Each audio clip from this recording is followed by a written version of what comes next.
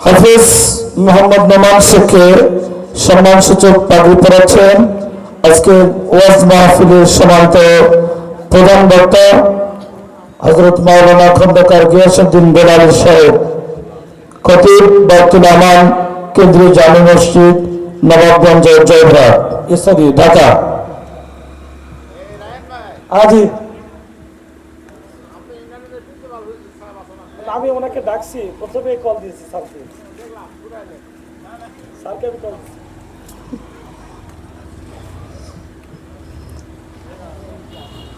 আমাদের অডিয়েন্সে শ্রোতা মন্ডলীর মধ্যে আমদে ইউনাইটেড ডিগ্রি কলেজের সম্মানিত প্রিন্সিপাল সাহেব এসে উপস্থিত হয়েছেন আমাদের মাহফিলের পক্ষ থেকে, তাকে মোবারকবাদ জানাচ্ছি এবং মঞ্চে আসার জন্য বিনীত অনুরোধ করছি।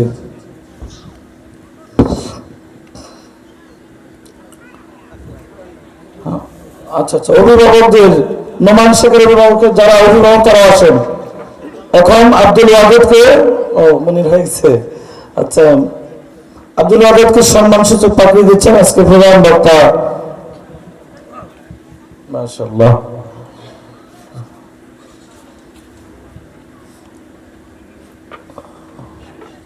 পিছনে বসে